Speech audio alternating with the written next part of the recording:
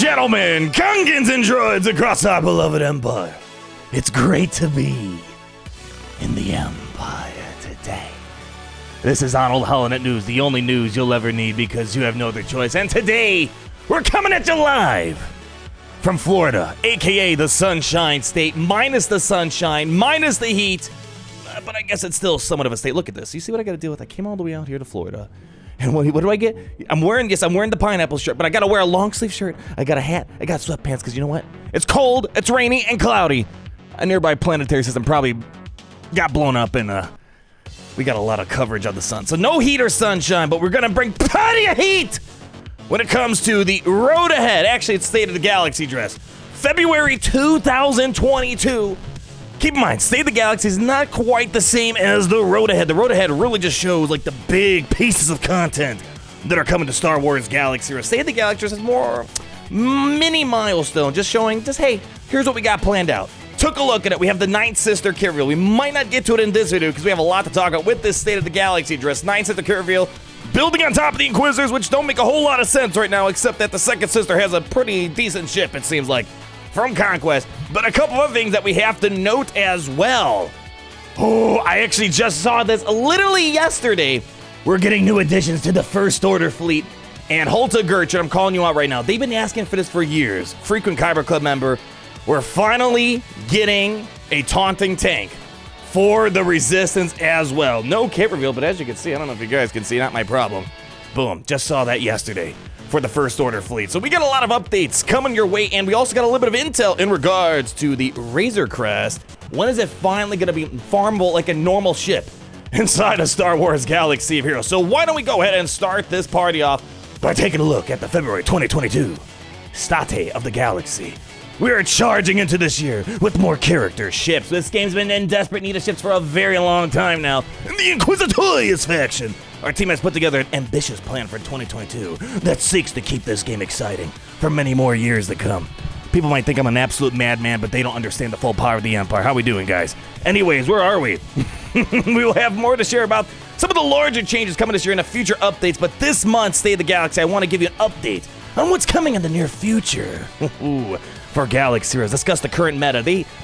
It's kind of weird we're bringing up this conversation. They already kind of boned us with the great nerf of 2021, but they want to remind us that there's going to be probably more boning in the future here, and the team's goals are shaping the meta over the future. Conquest 13 has begun.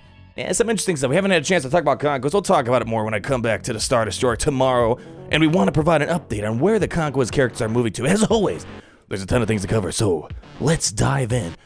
Coming units, so we're moving beyond the Legends characters in celebration of Lucasfilm's 50th anniversary. My gosh, time flies when you're having fun, I suppose. We have another thrilling group of characters to explore, the Inquisitors, and we already saw a little bit. Nothing too special right now, but we gotta wait and see what they're building up to. If you have played Jedi Fallen Order or watched Star Wars Rebels on, this is interesting. So far, the Ninth Sister and Second Sister, they're from Fallen Order. Makes me wonder, the speculation is right now we might be building up to maybe a Grand Inquisitor, which we saw in the Rebels TV show. Then you may be familiar with the elite group of Force-sensitive agents tasked by Darth Vader to hunt down any remaining Jedi after the fall of the Galactic Republic. A few weeks ago, we introduced the first member, the Second Sister, the Ninth Sister. Remember the whole Purge thing? We had an in-depth review on it. It doesn't make a lot of sense right now, which makes sense because we need the rest of the team to kind of build on top of this. The Ninth Sister will be the second member to fill out the squad and will be available via Marquee this week, and we will be, if it is on Thursday, CG's probably going to post it the Wednesday watch, mark my words. But traditionally, it's going to be on Thursday. Don't you worry, we'll be back in the Star Destroyer full blast of domination. Jawa juice out of our minds, ready to see if the Ninth says I'll make the picture a little bit more clear. Marquee this week, this massive assassin works as the Inquisitor squad's tank. Dedicated tank, and this kind of makes sense with the Trilla Second Sister lead because if she's marked down, everyone gets marked down a little bit. She can take a ton of punishment and keeps enemy attacks focused on herself instead of the Inquisitor's allies. So I'll see where the video is right now. It might be we need to do two separate topics. We might talk about this later in the video, later on today or tomorrow. I got a little dinner to get to in about 30, 40 minutes now from the family before everyone starts taking off tomorrow. And then here we go. We will continue to explore more Inquisitor characters as we fill out the squads in the future. But we will also be introducing the Inquisitors to fleet battles with the new TIE Interceptor prototype. We've already done a kit reveal. At the minimum, it seems like Chimera is going to be a lot more interesting. Faster cooldowns for reinforcements, faster cooldowns for the big Annihilate, So at the minimum, I'm expecting negotiator counters here. Empire fleet's kind of at the back of everyone's minds. Not really the forefront. This is a bring point to the forefront that they've been desperately needing here. So let's kind of move on. We already kind of know how the TIE Interceptor works. Already kind of working on that in our current Conquest. And here we go. 2 new galactic chases for that First Order and Resistance fleet. And also allegedly packs as well. They'll be supporting existing fleets. This is huge. Hey, you guys know, yeah, the neighbors know as well that we've been needing some Resistance and First Order fleets. We've been needing ships in general. We have so many unfulfilled fleets in the game. This is going to put it back on the radar, I think, here. With the introduction of the Executor, we gave the Houndstooth a permanent home. I don't know how in the right mind, it's been gone this long since 2018 when the Houndstooth came into the game, that the Houndstooth was literally the cornerstone of every single fleet. Resistance, it was the Empire, Negotiator, even Rebels needed them until the Y-Wing came around. They're supposed to help out, because with the Houndstooth gone, one of the main cornerstones for every single fleet out there, we need more dedicated units here, and here we go. This is important with the emphasis on Grand Arena Championships with multiple fleets that are needed, and allegedly, they say down the road that it looks like maybe we got some big Grand Arena changes still coming in the pipeline here, but here we go. The First Order fleet, as I said, we just saw that Galaxy's Edge just yesterday. The First Order fleet pack, some incredible, okay, maybe it wasn't, Gary, what the, no, take off the glasses. No, I keep mine on. It wasn't actual packs to open, it just packs and the pack a punch. Okay, well, scratch that Arnold Holiday News retraction right there. The First Order fleet packs some incredible firepower. Okay, I'm pretty sure there will be a pack here. Okay, put the glasses back on, put the pineapple shirt back on, Gary. Jeez, why do I drag this guy on vacation? But lacks a tank. Yeah, pretty much every single fleet lacks a tank. To protect its more fragile damage dealers, a.k.a. Kylo Ren. If Kylo Ren, TIE silencer, I will say slice. Oh boy, that would have been... Imagine saying slicer instead of silencer.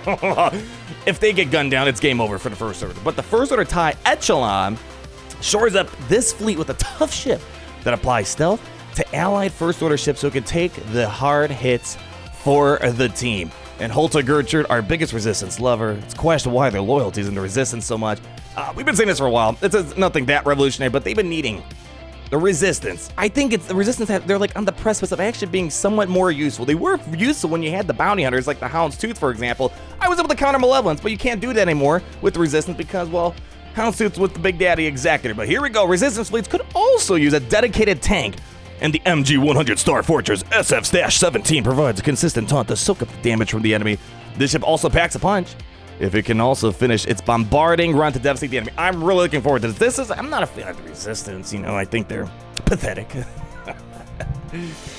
put it delicately. But I do definitely think this is going to be a lot of fun. So I want the Resistance to be a bit more usable, and I'm hoping at the minimum this will make it at least more relevant to help out versus, you know, Malevolence fleets and Negotiator. The question is, if these do help First Order Resistance be competitive with Malevolence and Negotiator at the minimum, it really kind of outshines the Inquisitors' new second sister ship, unless there's something bigger down the road. What'd you say, bud? The Ravager! Yeah, it's the Ravager. Unless there's a Ravager around the corner, that's what they're going to be ultimately used for down the road.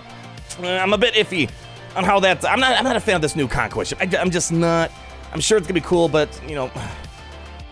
We'll see where it goes. I'm sure it's going to be a decent thing, nonetheless. So here we go. We got a Conquest update right now, and really the most important thing is people are asking, well, how do you farm the Razor Crest? We're approaching the roughly 1-year anniversary of the Razor Crest coming to Galaxy of Heroes. We got intel, but we don't have intel here. Razor Crest will remain available where it currently is, so in the shipments for Conquest, but it will be moving to its farm location, so you can actually farm this thing. This is going to be curious, because we don't have any farmable, per se, node Conquest unit, so this is kind of going to lay out what the future's looking like. So it will be moving to its farm location sometime around the launch of Conquest 14, so not this particular Conquest that we're in currently, the very next one that's coming. Allegedly it's going to be summer. They'll have more info to share in a future update. This is something it's critical, because I would like for people to possibly push towards the Executor, but the problem is, how do you farm this thing? Unless you're really good in Conquest, you got some good Conquest tickets saved up. We need some ways to get the Conquest units, now that they're 1 year into exclusivity, an easier way for people to farm them up here. And then here's a little interesting discussion. I think this is kind of stemming from all the concerns of, for example, GL's SLKR beating Lord Vader, Traya dismantling Lord Vader, and, you know, the light, mild conversation that, you know, maybe Lord Vader is not quite on the same playing field as Jedi Master Kenobi. Let's keep reading, though. Let's read the whole thing. I think it's kind of important because we went through a great nerf in 2021. Let's hope, pray that it doesn't happen again. There's been a bunch of great discussion in the community around balance and speculation around potential changes to units in the game. I think they're calling out the SLKR counter, the 4-man, low-budget GL counter for Lord Failure. A little sad. While there will always be these kinds of questions and concerns, our goal is to be transparent as possible on when and why we make these changes. Okay, well, I appreciate the 50% honesty, but you never talk about the big daddy, the moolah, the money. Why should someone wail on the latest Galactic Legend when the 2-year-old one is still as dominant, probably more powerful than the current one? I know you want to unveil that, so don't tell me you're being as transparent as possible. Well, you are probably being as possible, but I think there's more transparency that could be needed. That's the real thing. The greater for 2021, yeah, balance changes my wazoo. It's because they want the GLs to stay amazing. Anyways, a little tangent right there. To that end, we want to provide some broader understanding on when and why we intervene to change characters that are significantly not performed as expected. Of course, changing a character after launch is something we want to avoid at all costs, and is always a last resort, but sometimes it becomes necessary. To get everyone on the same page, let's begin with how the different types of units fit together. All right, so expectations. I mean, this isn't anything too new. I'm surprised they actually have to kind of lay this out, but there are 4 tiers. I would argue 5. You got your marquee Galactic Chase, bottom of the totem pole, Second Sister Iden Versio, for example, Dash Rendar, Kyle Katarn. Moving up, you got the Journey Guide, Jedi Knight Revan, Commander Luke Skywalker. Funny, I don't see Beskar Armor Mandalorian. I don't think Beskar Armor Mandalorian's quite the same level of Jedi Knight Revan, Commander Luke, Jedi Knight Luke. Let's not open up that can of worms. It's an average Journey Guide at best. Galactic Legends, SLKR, Kylo Ray, and then Galactic Legends with the Conquest counterpart. This has been the main issue of discussion because JMK Cat, whole breed of its own. Lord Vader and Maul, it's not looking all that hot. It's adequate at best. There's a lot of concern. So they want to make sure we're on the same page, and I think the 5th one is kind of Executor. I think you could probably squeeze Executor somewhere between Journey Guide and Galactic Legend. I don't know exactly what you want to call that type of thing, because it's kind of a fake Galactic Legend ship. But anyways, moving forward, wait, why is there no Omicron units in the above list? Omicrons boost the power of a unit. Adding an Omicron will move a unit up around a tier on the scale above, which means their final power varies based on the type of character. And I actually just made a squad ranking list, and you kind of saw that. For example, Bounty Hunters without the Omicron, not really the same tier. For example, Starkill without the Omicron, not quite the same caliber of a team. The Omicron makes a huge difference. So where do they set in the power scale? Marquee units with Omicrons get lifted up to somewhere between the level of a Journey Guide or Conquest unit, while a character like Starkiller or Boba Fett, Sign of Django, can rival a Galactic Legend in their specific mode at the right squad. And I definitely see that. Starkiller, Boba Fett, they're definitely doing roughly about the same in the game modes, except I think Grand Arena is more available in territories, but again, put that to the side. When we investigate a balance issue, team composition, mods, abilities, ultimates, gear, relic levels, and the consistency of the counter, all play a role in the final decision. I think this is literally calling out SLKR right now. We examine a number of different squad variations when we review the data, how players mod these squads in order to get the best. Yeah. Okay, you get it. They're looking at a bunch of data. They're also considering how to address issues while supporting a healthy amount of theory crafting. This is the problem. We have fun, we find something cool, and they shoot it down on us. It's like, all right, come on, man. I think this is kind of like we keep asking, all right, tell us what you want. Tell us the play rules, the play set rules that we're going to play by. They tell us, then they alter the deal again.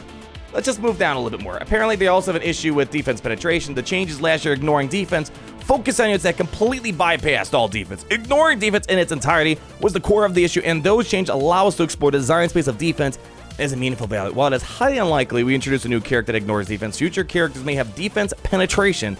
It's kind of mentioned they brought this up because I think people are kind of complaining, why does Second Sister have defense penetration? And they took it away from the Blast Tackle mod, for example. So they're just kind of saying, it's not going to be, don't expect it, buddy. Don't expect it. And to reiterate, not every unit's going to fall nicely into these constraints. We may release units that push the limits of these boundaries in the game and have interesting gameplay, but I hope this provides some context where future characters will land and where they may intervene for balance.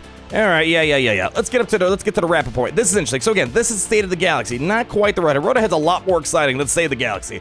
I hope the State of the Galaxy gets you excited for the next era of units for Star Wars Galaxy of Heroes and gives you some insight into how we play to continue to shape the game for a long and fun future as well. While there are exciting new characters and modes coming, we also have several initiatives from last year to continue to push forward. Yes, the next phase of gear. Isn't it funny how fast Relic 9 came into the game? And I've been saying, well, where's all these gear changes? Hey, bud, do you know where the gear changes are? I don't know where they are either. It's funny how fast relics and new mods can get integrated, but gear changes that have been needed for 4 years. Next update. Next road. But anyways, the next phase of gear invention, another Grand Arena update. and the Omicron updates. Curious to see about that. I'm hoping for a way to use Omicrons more outside the expected game, like Starkiller. Like, Grand Arena got shut down, right? I was gone. I thought that was kind of funny. That's what happens when I go on vacation. Grand Arena, it just falls apart when I can't stream it, apparently. I'm hoping there's more ways of using Omicrons, because Starkiller, I haven't been able to use them like this whole entire week, and it's kind of like, oh. Or even Boba Fett signed a Django. Anyways, you'll hear more from Doja and myself in the upcoming Road Ahead. So I'm expecting maybe next month after that. Grand Arena, Road Ahead that will cover these next phases for these changes in more detail. When it is the next major title update and more. Thanks for reading. See you on the holotables. So again, not much going on here. I think the most important thing is we're going to be building up on these fleets that desperately need some help, as well as how do we get to farm the Razor Crest? Because the Razor Crest is such an important unit in the game, more important than I think the Beskar Armor Mandalorian character, just the functionality of the Executor. So I think that's going to be the most important thing, that we are going to be getting a definitive place to farm these things in the near future. We're going to do another video on the kit reveal. I got to get going here because it's almost dinner time for the family. We might have that video up later tonight or tomorrow, but always know, until the next time I meet, ladies and gentlemen, Gungans and Droids, that it's great to be in the Empire today. Leave that like, comment down below, and subscribe. Give a big shout out to my neighbors who are wondering what the heck is this guy doing. They just don't know the power that the video gaming division has over here. And most importantly, until we meet again, always remember that it's great to be in the Empire today.